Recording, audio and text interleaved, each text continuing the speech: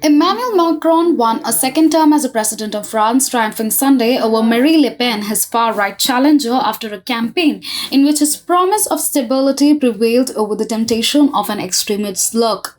Projection at the close of voting, which are generally reliable, showed Macron, a centrist, gaining 58.5% of the vote to the Le Pen's 41.5%. His victory was much narrower in 2017 when the margin was 66.1% to 33.9% for Le Pen, but wider than appeared likely 2 weeks ago. Speaking to a crowd massed on the Champ de Mars in front of a twinkling Eiffel Tower, a solemn Macron said his victory was for a more independent France and a strong Europe. He added, "Our country is riddled with so many doubts, so many divisions. We will have to be strong, but nobody will be left by the side of the road." Le Pen conceded defeat in her third attempt to become president, but bitterly criticized the brutal and violent methods of Macron. Without explaining what she meant, she vowed to fight on to secure a large number of representatives in legislative elections in June, declaring that French people have this evening showed their desire for a strong counterpart to Emmanuel Macron. At a critical moment in Europe with fighting raging in Ukraine after the Russian invasion, France rejected a candidate hostile to NATO, to the European Union, to the United States, and to its fundamentals value that hold that no French citizen should be discriminated against but because they are Muslim. The French do not generally love their presidents, and none had succeeded in being re-elected since 2002, let alone by 17-point margin. Macron's unusual achievement in securing 5 more years in power reflects his effectiveness stewardship over the COVID-19 crisis, his rekindling of the economy, and his political agility in occupying the entire center of the political spectrum. Le Pen, softening her image, if not her anti-immigrant nationalist program, rode a wave of alienation and disenchantment to bring the extreme right closer to power than at any time since 1944. Her National Rally Party has joined the mainstream even if at the last minute. Many French people clearly voted for Macron to ensure that France not succumb to the xenophobic vitriol of the darker passages of its history.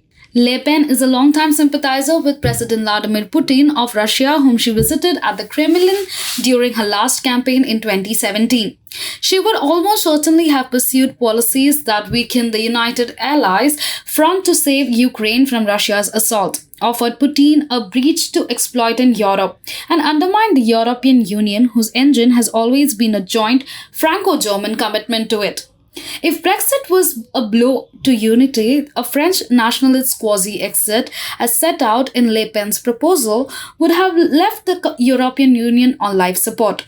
That in turn would have crippled an essential guarantor of peace on the continent in a volatile movement.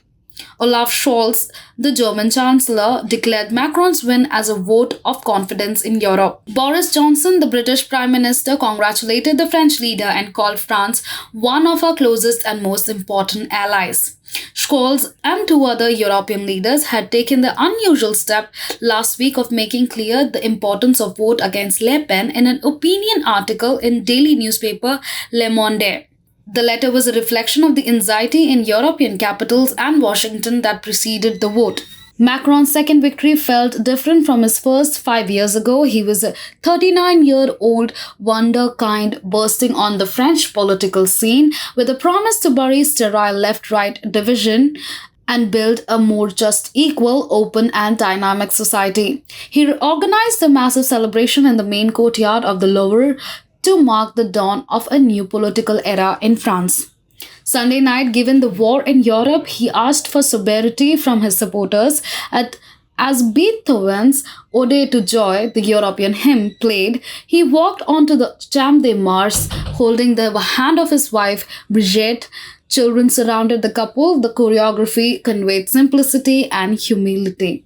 Macron has often been criticized for an aloofness bordering on ignorance during his first term. Macron succeeded in spurring growth, slashing unemployment, and instilling a startup tech culture, but was unable to address growing inequality or simmering anger among the alienated and the struggling in areas of urban blight and rural remoteness. Societal divisions sharpened as income stagnated, prices rose, and factories moved abroad. As a result, Macron's political capital is more limited, even if his clear victory has saved France from a dangerous tilt towards xenophobic nationalism and given him momentum ahead of the June legislative elections.